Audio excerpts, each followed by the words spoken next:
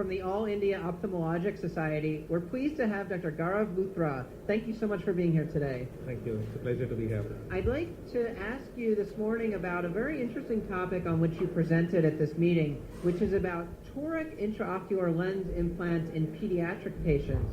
I'm curious if you can give us a brief overview of how to select an IOL in pediatric patients, and then how astigmatism correction comes into play. So pediatric cataract surgery is always a challenge because deciding between when to operate and then when to place a lens and what kind of lens to go with it.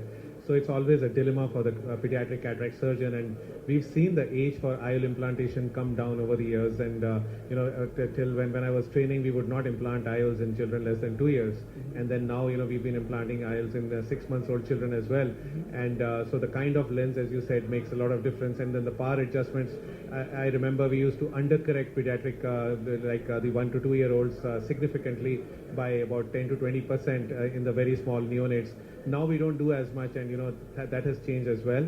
So we've started undercorrecting less, trying to get emetropia to these pediatric patients as much as possible, so that's a lesser stimulus for amblyopia.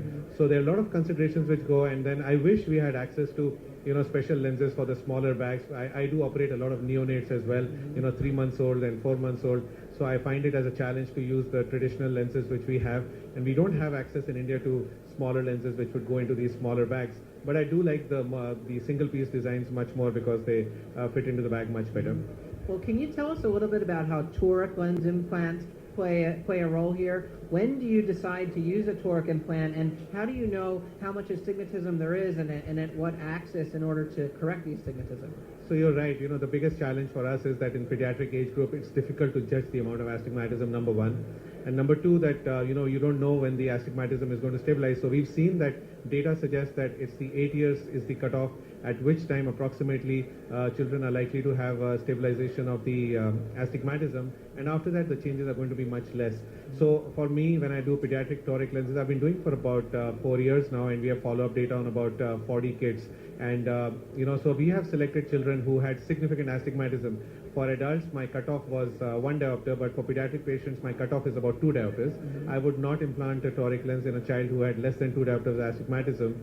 And then, as we all know, that the against the rule astigmatism, we tend to be more vigorous with correcting the against the rule astigmatism, and as compared to that, the with the rule is the opposite direction. So we know that the shift takes place as the child grows up. So I have had great results with using the toric lenses. I have, on the first child that I did, I have about 4 years data. That child continues to remain bilateral toric lens implantation in about 3 diopters of astigmatism, maintains 6x6 or 20/20 vision, close to that much, even 4 years down the line. Wow, that's really terrific. One question I have for you is how the astigmatism change over time can affect your plan. For example, I know that you mentioned that at about 8 years of age, the pediatric astigmatism stabilizes, but as an adult cataract surgeon and cornea surgeon, we know that corneal astigmatism continues to change throughout adulthood. So do you need to address I think this is still an evolving field. We are still learning for, children being beyond the adults, so in children it's more uncertain actually. And we know that even in adults, astigmatism is continuing to change, and our nomograms are developing. We are attending the Barrett's nomogram, what we are using, and so many more adjustments which are coming in. So I think it's still an evolving field, and we have to be very careful about actually implanting toric lenses in pediatric age group. As I said, 8 years, but even then at 8 years, you can't religiously decide to operate on every child who's over 8 years and put an implant. I would only do it when it was really required, and I would be very, very particular about my case selection. And I think as we get more data on how astigmatism evolves in children and in the teens, and as we go into adulthood and the elderly, I think we'll have more understanding of when to use it and when not to use it. Well, that's such an important summary of how to use toric intraocular lenses in pediatric cataract surgery. I'm so glad you're able to be here to share your expertise. Thanks. Thank you. It was a pleasure to be here.